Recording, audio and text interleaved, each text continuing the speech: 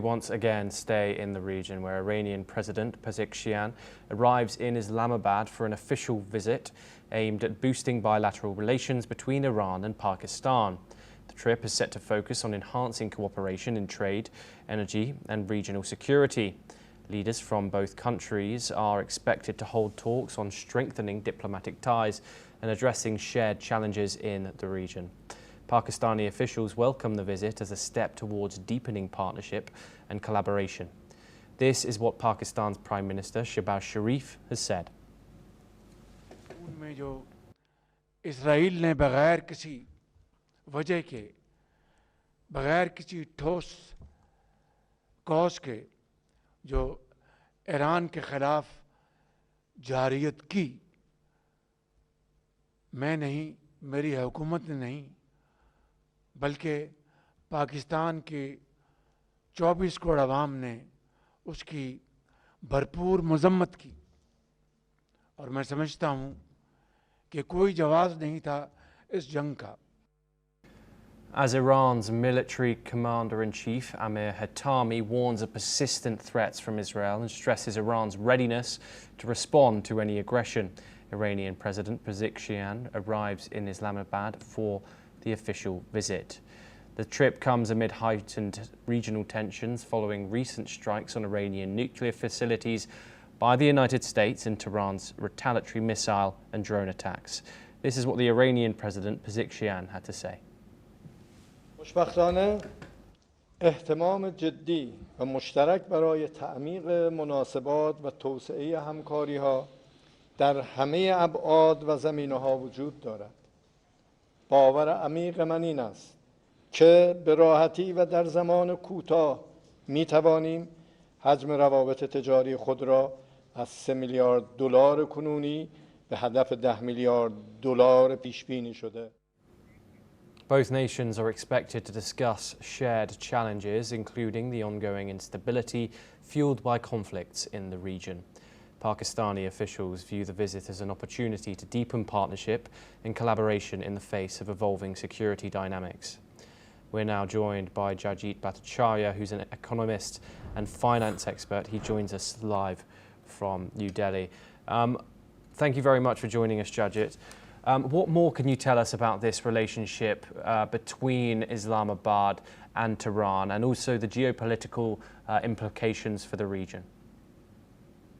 It's a pretty strange relationship that we see evolving, because to begin with, the current trade is about $3.1 billion and they are looking at expanding it to $8 billion. So trade is good. However, in the backdrop that they had a short conflict where the Iranians actually bombed the Pakistanis and the Pakistanis counterattacked, although it stopped very quickly, but there was a hot conflict.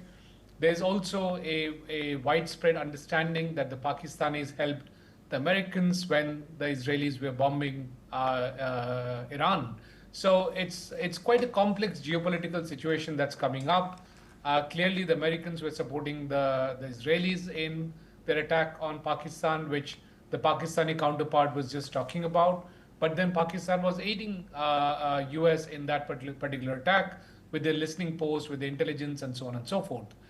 Having said that, it will also be interesting as to what are the trades that will happen between Iran and Pakistan, because Iran still continues to be a sanctioned country.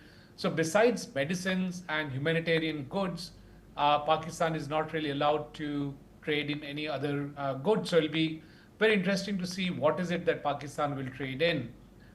In addition, most of the trade right now, out of the $3 billion we're talking about, is largely skewed towards Iran exporting most of the goods to Pakistan, and Pakistan has very little of exports going from Pakistan to Iran. So it's a very skewed basket. So it'll be interesting to see how they take care of all these challenges, which is a geopolitical challenge, the existing trade structure, and the OFAC regulations. How do you analyse the economic state and the advantages and disadvantages of both countries? Obviously, you've just briefly touched on it there. Iran, obviously, very much still a sanctioned country, but who holds what cards in the trade relationships here? So, mostly what is being exported from Pakistan is essentially rice and some food grains, and the other way around also it's largely dates and a lot of petroleum products actually. Now, this trade that I'm talking about, the $3.1 billion, is all the formal trade that's happening. There is a lot of informal exports also happening from Iran to Pakistan, which is being rerouted through third countries, where the country of origin is being changed from Iran to something else. And that is supposed to be a quite significant trade that's happening, with the financial transactions happening in Dubai. We don't have a formal estimate of how much that trade is. So it's not really clear as to what is the current state of the real trade between Iran and Pakistan. And so it'll be very difficult to predict what and how it'll move forward from here. But some of the strengths that the Pakistani economy has is in terms of textiles, is in terms of cotton, is in terms of meat. So those are the strengths that Pakistan will leverage on. Iran is good in dates, is good in petro products, and so on. And that's what Iran will leverage on in this particular relationship that's still evolving. Jayjit Bhattacharya, thank you very much for joining us here on the programme. We now